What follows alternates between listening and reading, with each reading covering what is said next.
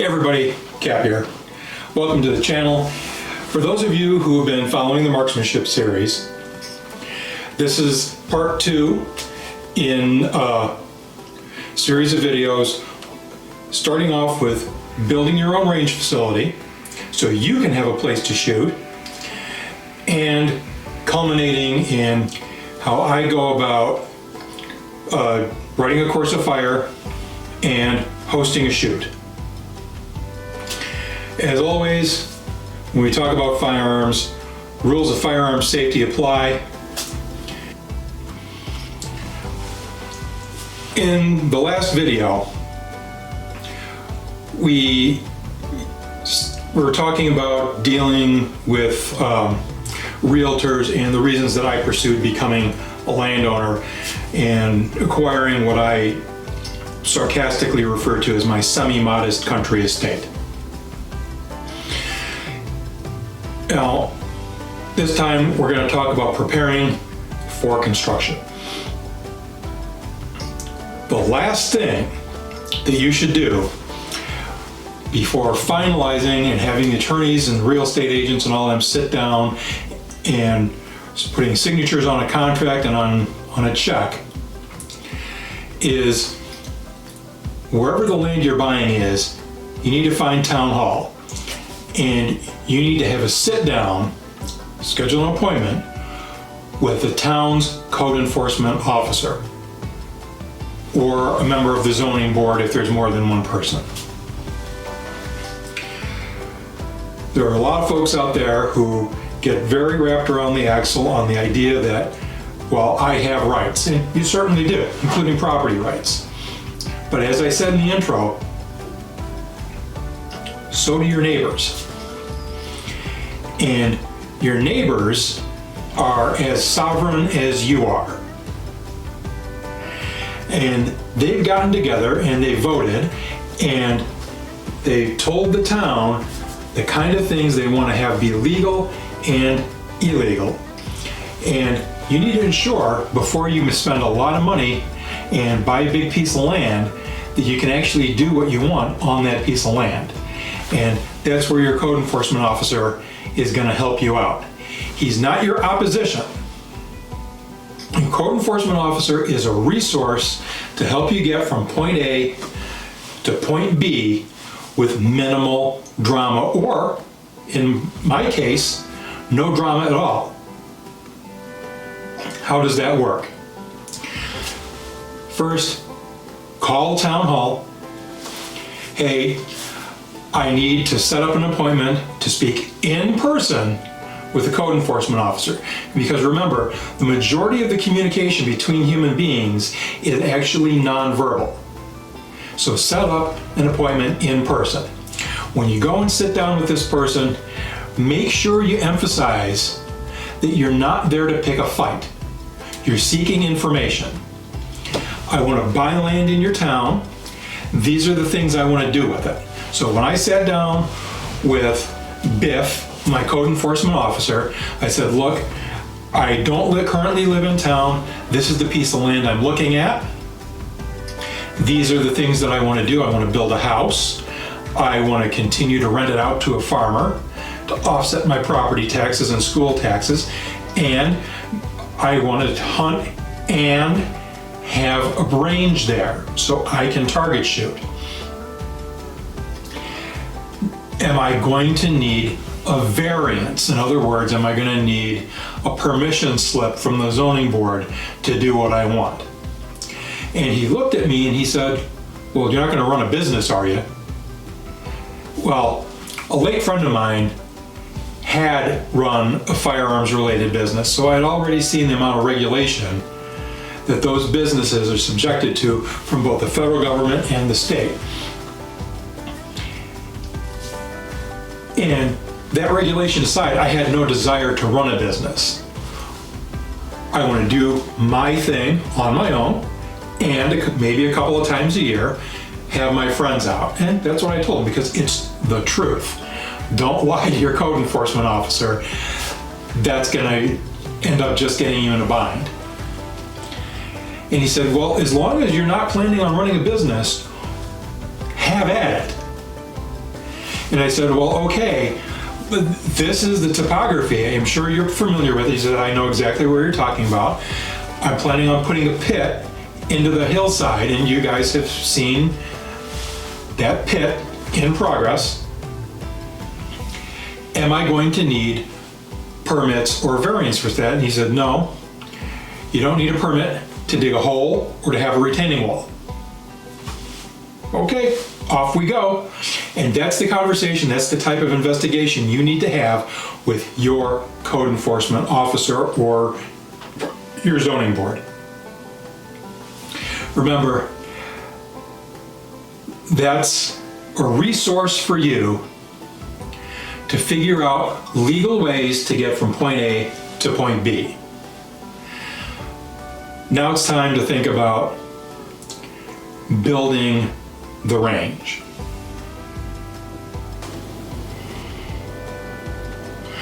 All right, I got my big ass piece of paper and I've got 3 Sharpies, and that means we're about to create a graphic training aid.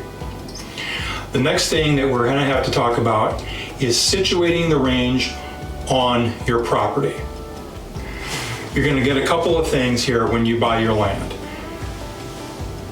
A, you're gonna get a tax bill.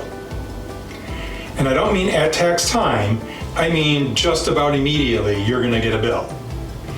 Because you now own that land and they haven't collected from it, and the town hasn't collected from you yet. Don't be ticked off at them. That's the way your friends and neighbors have voted things to be. So that's that. The next thing you're gonna need to do, you're gonna get a survey. And the survey is going to show you how your land is shaped, and it's gonna tell you the dimensions. Here in the US, those dimensions are gonna be in feet.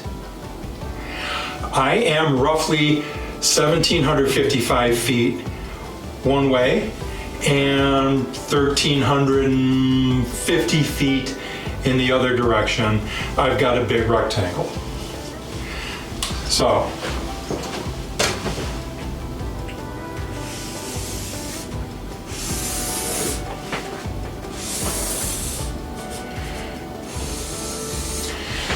there's my tangle that's not really a wreck.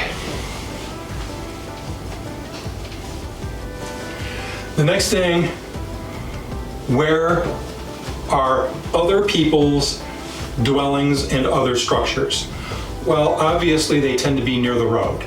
So, where are your roads? Well, I have road frontage and I have road frontage.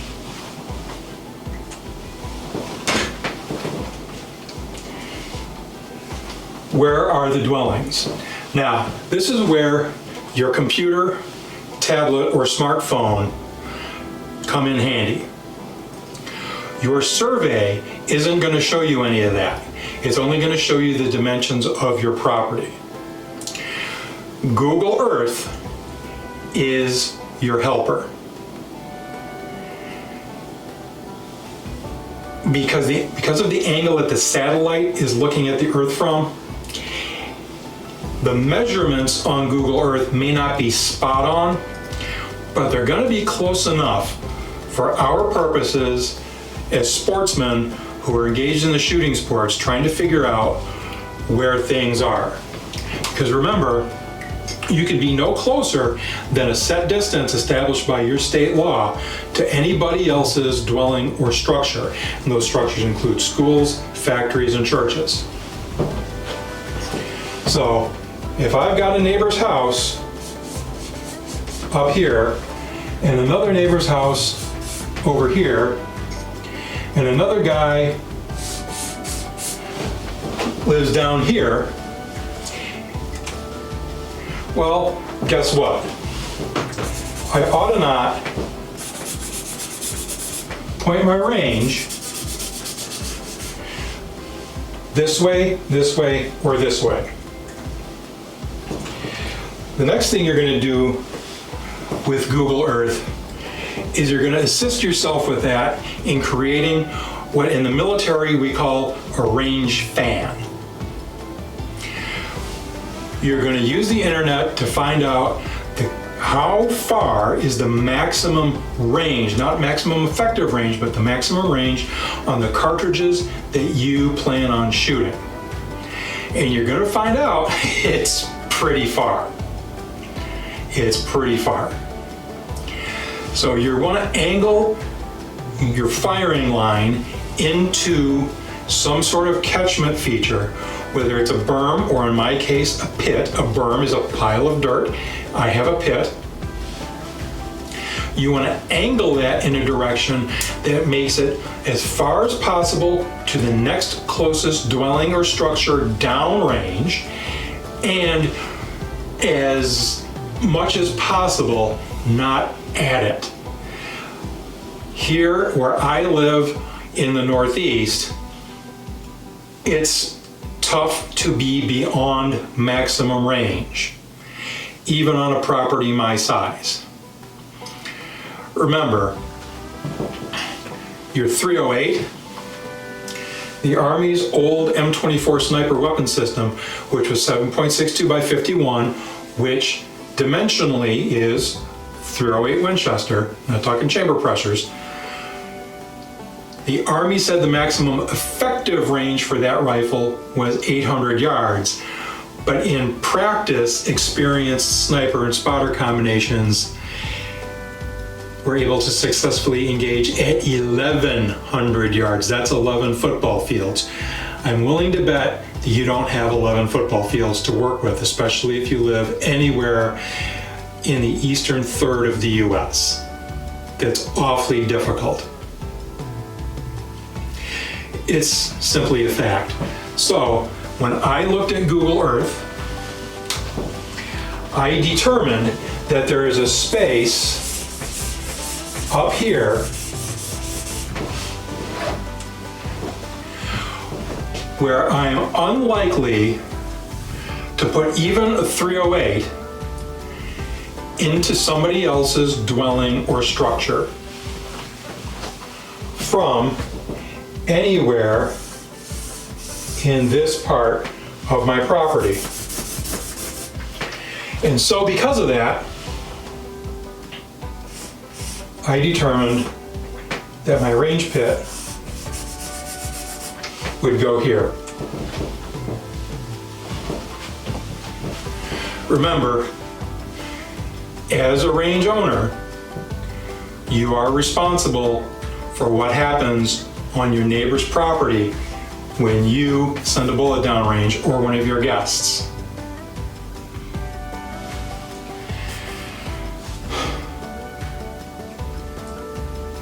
The next thing we have to think about is actual construction itself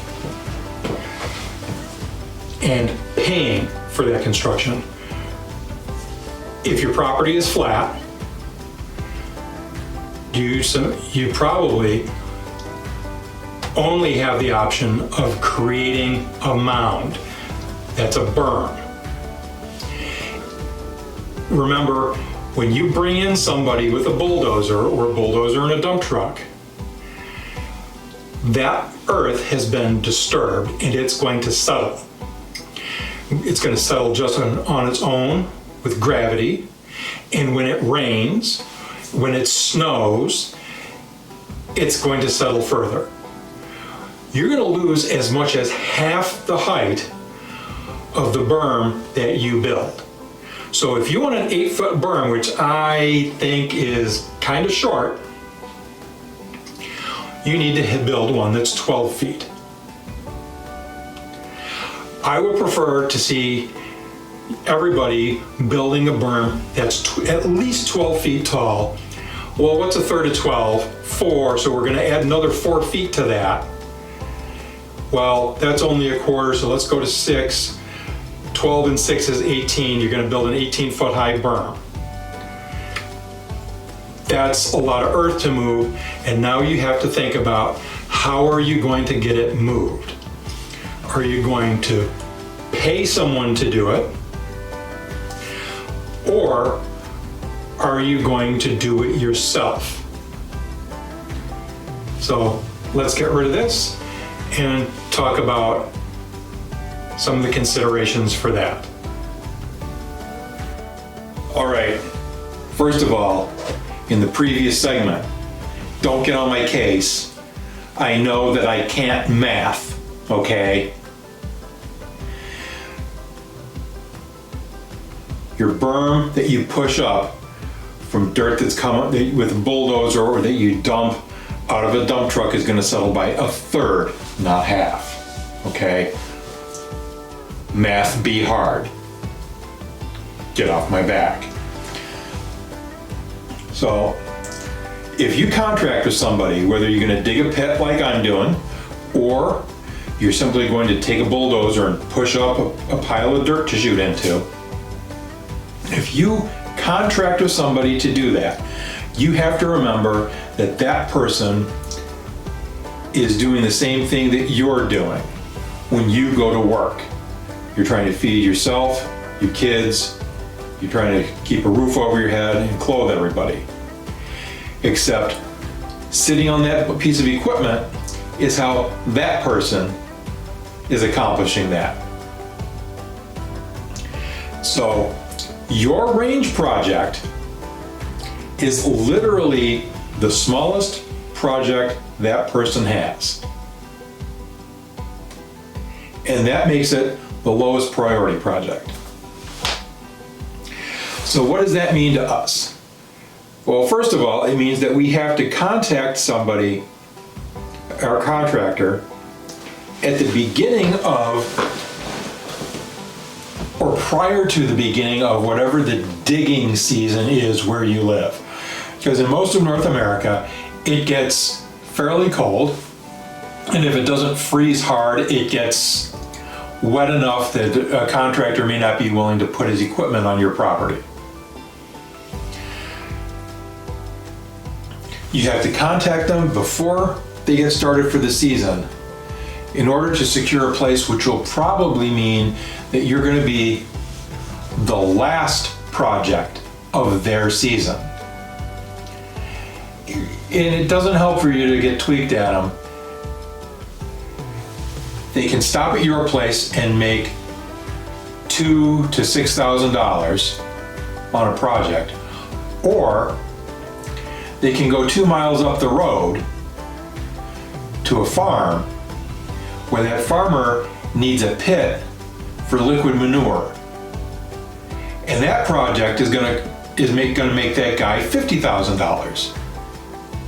It's just the way it works.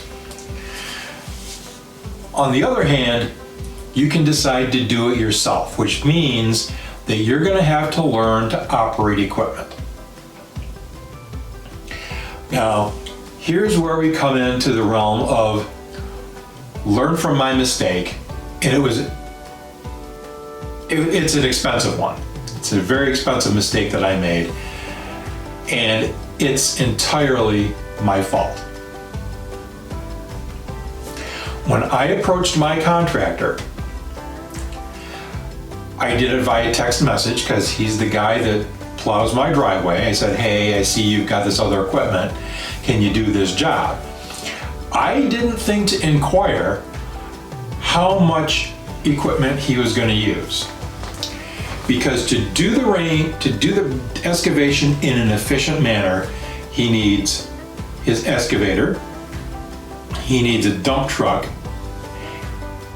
preferably an off-road dump truck, which he's got one, and he needs a bulldozer. And that means it's not just him, it's a total of 3 people. Well, he's got to pay the other guys. He's got to have petroleum, oil, and lubricants for all 3 pieces of equipment, and he's got to have money left over at the end of the project so that he can feed his wife and his 2 kids and pay his mortgage and put money away for his retirement so he doesn't have to work until he croaks, which is the same thing that we're all doing. And like I just said, my range project, as big as that pit is, that's the smallest job that he had for that season. That's all there is to it. And so he came in and I said, I I need you to work on one hand, but on the other hand, you can only do $6,000 worth of work with 3 pieces of equipment and 3 guys. If I had waited a year, okay, I would have been able to put aside another $2,000 to $3,000, and I would have looked at him and said, hey, instead of spending $6,000, we can do 8 or 9. The primary excavation for the range would have been done. And it would have been done before COVID, before the gingivitis took over, okay? So now what I have is a job that's so small that he's not gonna make any money. And this isn't a dig at my neighbor who plows my driveway. It's a simple fact. He's in business to do all of those things that I discussed. And because he needs 3 guys, he's also in business to help them do what he's doing. House, clothe, and feed their families. So now I have to go to an equipment rental place. And again, I'm not slamming my Bobcat dealer because he's also doing that. And he's got employees that he has to pay. And he's got petroleum, oil, and lubricants that he's got to buy for hundreds of pieces of equipment, and a building and property tax. You see where this is going. Renting equipment is expensive.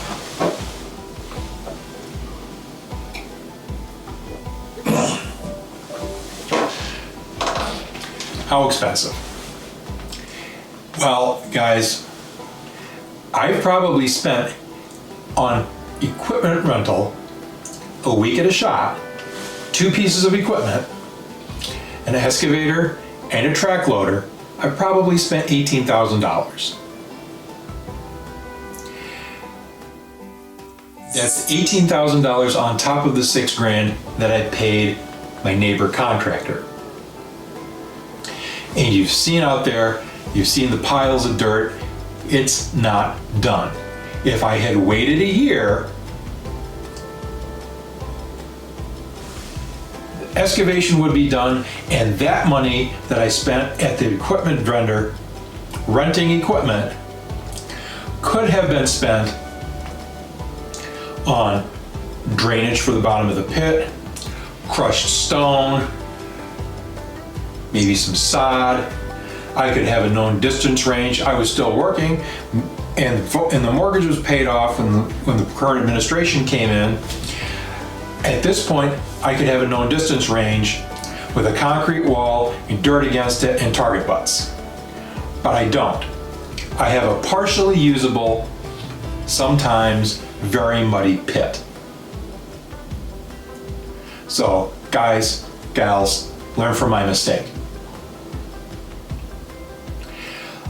The second part about preparing for your range is understanding that you have to get certain things out of your excavation if you're digging a pit like I am, which is my reference to LFRs, BFRs, and GFRs. If you served in at least the US Army during the 80s and 90s, you know what an LFR is. They're little effing rocks. And you received some LFRs if you fell asleep in the bleachers on a rifle range. So LFRs, it's anything that will go, crusher run, anything that will go through a 1-inch screen is a great surface if they're rocks that have hard, sharp edges that can be vibrotamped. If that's the case, it's a nice prepared surface for walking and even for running on. It's a smooth, safe surface that can, and if it gets disturbed, it can be easily re-smoothed and re-tamped. And that's great. It's not a good surface for receiving fired ammunition. For that, you need either, compacted soil or shredded rubber. Now, LFRs. Anything that won't go through, anything that's bigger than, say, a tennis ball, that's a tripping hazard. And you need to get that off of your surfaces. Because one of the things that you want to be working towards is not simply being a flat range ninja where you stand still and you poke holes in paper targets or you make a steel gong ring. And that's a good goal, but that's not your ultimate goal. You want to be able to move. And you've purchased the space where you can. So the LFRs have to go. They're a tripping hazard and therefore they're a range safety issue. Finally, GFRs.